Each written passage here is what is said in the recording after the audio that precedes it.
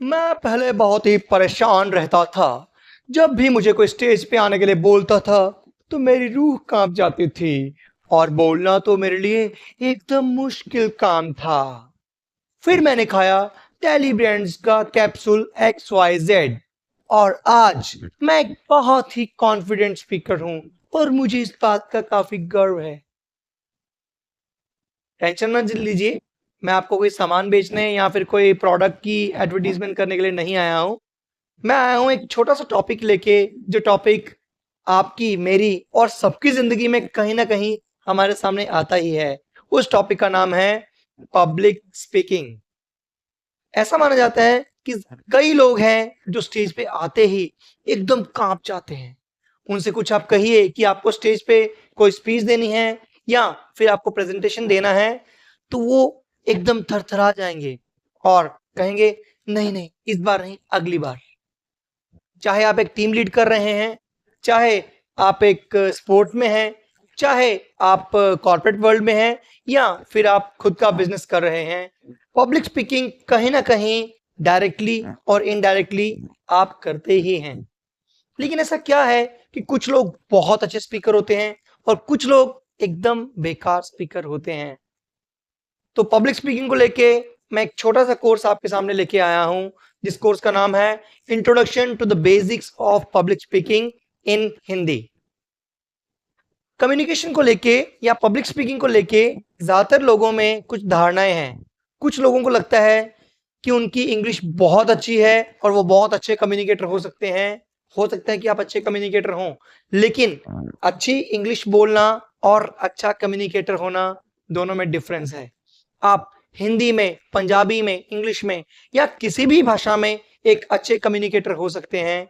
और क्या चीज़ें हैं जो एक स्पीच को, साधारण स्पीच को एक अलग लेवल पे लेके जाती है और कौन-सी ऐसी टेक्निक्स हैं जिनसे हम एक स्पीच को अच्छे तरीके से, बेहतरीन ढंग से हम प्रेज़ेंट कर सकते हैं।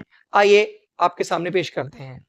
तो सबसे पहला हमारी इस सीरीज़ का जो सबसे पहला एपिसोड है, वो है how to organise your speech, कि आपकी स्पीच को ऑर्गेनाइज़ कैसे करें।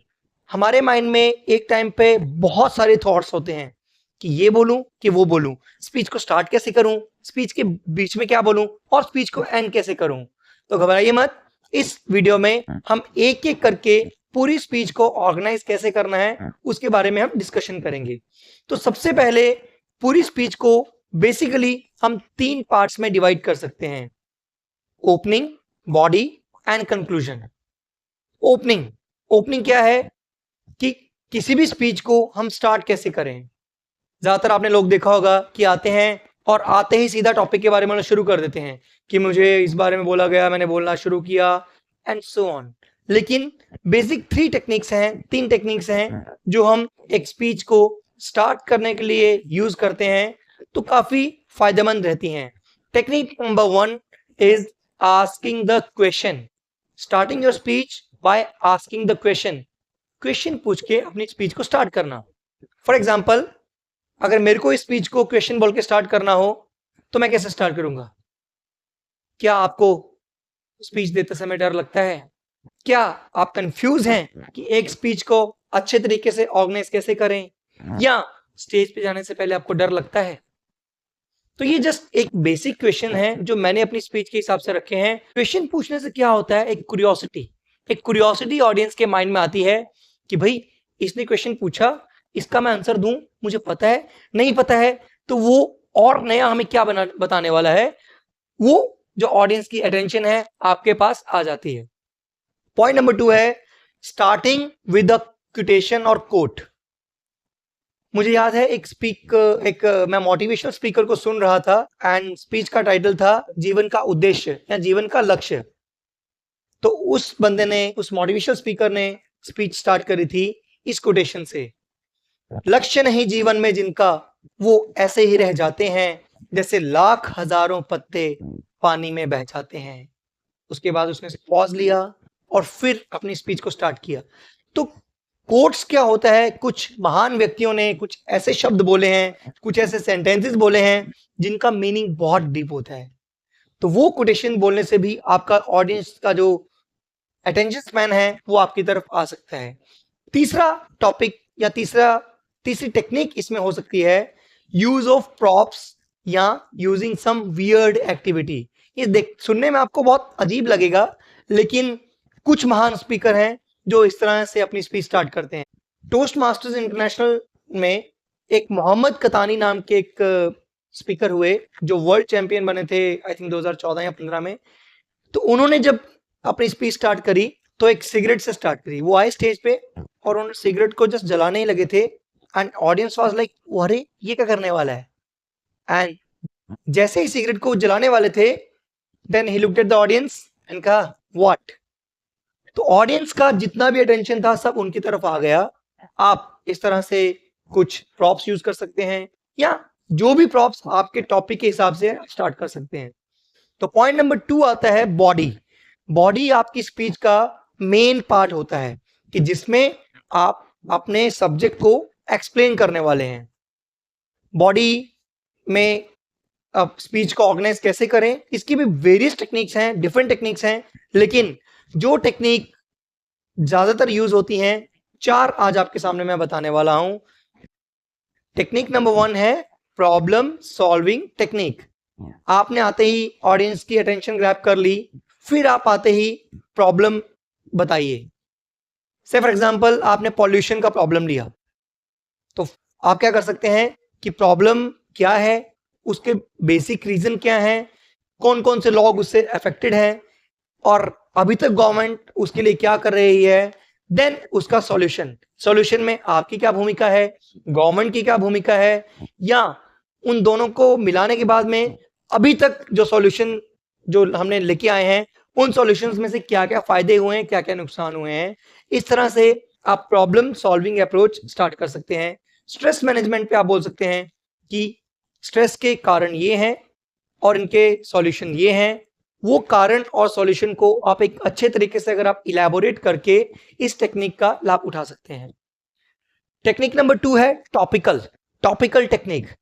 टॉपिकल में क्या होता है, आप एक सब्जेक्ट को 3 या 3 से ज्यादा में डिवाइड करते हैं और फिर एक एक करके उन सब टॉपिक्स को एक्सप्लेन करते हैं। जैसे कि मैंने आज की इस वीडियो में opening, body and conclusion in 3 parts को लिया, देन ओपनिंग को एक्सप्लेन किया, बॉडी को एक्सप्लेन किया एंड वीडियो के लेटर पार्ट में मैं कंक्लूजन को भी एक्सप्लेन करूंगा। तो इस तरह से आप क्या होता है, एक स्ट्रक्चर्ड वे में आपकी स्पीच कहां से स्टार्ट करनी है, कहां से एंड करनी है, आप एक स्ट्रक्चर फॉलो करते हैं सेम टॉपिक को लेके। पॉइंट नंबर 3 जो आप यूज कर सकते हैं वो है क्रोनोलॉजिकल का मतलब है कि ऐसी स्पीच जो टाइम के हिसाब से ऑर्गेनाइज की गई हो। इसमें क्या एग्जांपल आ सकता है, स्टोरी टेलिंग में आप देखते हैं एक पास्ट होता है, एक प्रेजेंट होता है, एक फ्यूचर होता है। या फिर आपका खुद का इंट्रोडक्शन, आप किसी नई जगह गए और आपको किसी ने कहा कि आपने आपको इंट्रोड्यूस कीजिए, तो आप अपना बचपन, अपना एजुकेशन, आपका करियर और फ्यूचर में आपकी क्या एस्पिरेशंस हैं, आप किस तरह से करने वाले हैं, इस तरह से आप कर सकते हैं।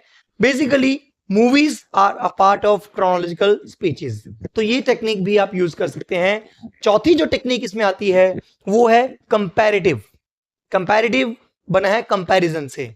आप एक प्रॉब्लम के 2 या 2 से ज्यादा सॉल्यूशंस के प्रॉस एंड कॉन्स को कंपेयर कर सकते हैं, देन उसके क्या फायदे हैं, क्या नुकसान हैं, और उसके बाद आपकी क्या राय है, या उन दोनों प्रॉस एंड कॉन्स के बाद में ऑडियंस की क्या राय है, ऑडियंस को सोचने पे आप मजबूर कर सकते हैं।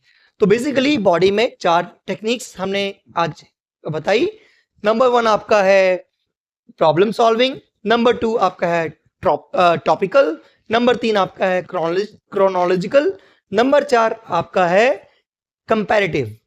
तो इसके बाद आता है आपका कंक्लूजन। ओपनिंग में आपने ऑडियंस का अटेंशन ग्रैब कर लिया, बॉडी में आपने उसी सब्जेक्ट को इलैबोरेट किया, अच्छे से एक्सप्लेन किया। अब कंक्लूजन में आपका क्या रोल रहेगा, कंक्लूजन में आप कर सकते हैं कि जो आपने पूरी स्पीच उनको बताई है उसी स्पीच को समराइज कीजिए, जस्ट कुछ सेंटेंसेस में समराइज कीजिए, सो दैट ऑडियंस आपकी स्पीच को या आपके मैसेज को एक लंबे समय तक याद कर पाए। पॉइंट नंबर 2 कंक्लूजन में आता है कि आपने तो अपना काम कर दिया, लेकिन अभी ऑडियंस के लिए कॉल ऑफ एक्शन क्या है? आप चाहते हैं कि आपकी स्पीच सुन के वो इंस्पायर हो, मोटिवेट हो, या इंफॉर्मेशन हो, या एंटरटेन हो। तो आपकी स्पीच सुनने के बाद में ऑडियंस से आप क्या चाहते हैं, कॉल ऑफ एक्शन क्या है? जैसे कि आप सेल्स पिच में हैं, तो क्या आपकी सेल्स पिच के बाद में आप ऑडियंस को एक पर्टिकुलर प्रोडक्ट को खरीदने के लिए बोल रहे हैं, या फिर उनकी वेबसाइट पे जाके उनके प्रोडक्ट्स को रिव्यू करने के लिए बोल रहे हैं? तो इस तरह से आपका कॉल ऑफ एक्शन कंक्लूजन में हो सकता है। तो इस तरह से आज हमने पूरी स्पीच में, इस वीडियो में हमने जिक्र किया ओपनिंग, बॉडी, कंक्लूजन। आइए एक छोटा सा रिकैप करते हैं। ओपनिंग 3 पार्ट्स में, starting with the question, starting with the quote, or using a prop or weird thing. Body, explaining the complete subject in different parts. 4 parts आपको मैंने बताया। पहला था प्रॉब्लम सॉल्विंग, दूसरा था टॉपिकल, तीसरा था क्रोनोलॉजिकल, चौथा था कंपैरेटिव। एंड इन सबको करने के बाद में कंक्लूजन में आप क्या चाहते हैं, पूरी जो आपकी स्पीच है उसको एक बार रिफ्रेश कीजिए एंड ऑडियंस को कॉल ऑफ एक्शन के लिए इनवाइट कीजिए। आशा करता हूं कि आपको ये हमारा वीडियो पसंद आया होगा। ये टेक्निक सिर्फ यही टेक्निक नहीं है कि जो हम हर तरफ यूज करते हैं, ये ऑर्गेनाइजेशन ऑफ स्पीचेस का जस्ट एक पार्ट है। इसके अलावा number of solutions are there जो कि वीडियो को ऑर्गेनाइज करने के लिए आप यूज करते हैं। हो सकता है कि आपके पास मेरे से भी अच्छा कोई सॉल्यूशन हो, तो वो हमें कमेंट करके आप बता सकते हैं कि कौन सा तरीका आप यूज कर रहे हैं। और पब्लिक स्पीकिंग स्विमिंग सीखने के बराबर है। आप जितनी मर्जी बुक्स पढ़ लें, जितना मर्जी कोर्सेज कर लें, जब तक आप प्रैक्टिस नहीं करेंगे तब तक आप एक अच्छे कम्युनिकेटर, अच्छे पब्लिक स्पीकर नहीं बन सकते हैं। तो आप किस चीज की वेट कर रहे हैं? आपके पास कोई टॉपिक है, आपके पास ऑडियंस है, नहीं है? आज के डेट में मोबाइल फोन आपकी सबसे बड़ी ऑडियंस है। तो इन टेक्निक्स को इस्तेमाल करके अपनी स्पीच को लिखिए, उसको opening, body and conclusion in तीनों के सांचे में ढालिए एंड बताइए कि आपको इस वीडियो में जो मैंने हिंट्स दिए थे या सजेशन दिए थे, उनसे कोई फायदा हुआ कि नहीं हुआ। अगर फायदा हुआ तो ये वीडियो आप शेयर कर सकते हैं, लाइक कर सकते हैं और कमेंट कर सकते हैं। फायदा नहीं भी हुआ तो इस वीडियो में क्या कमी रह गई थी, आप हमें कमेंट करके फीडबैक दे सकते हैं। अगर आपको हमारे वीडियोस पसंद आ रहे हैं तो लाइक, सब्सक्राइब और शेयर करना ना भूलें। चैनल का नाम है learn with Rohin, let's be our better version. So मिलते हैं अगले वीडियो, अगले एपिसोड के साथ में, जो कि आधारित होगा पब्लिक स्पीकिंग पे। धन्यवाद, थैंक यू।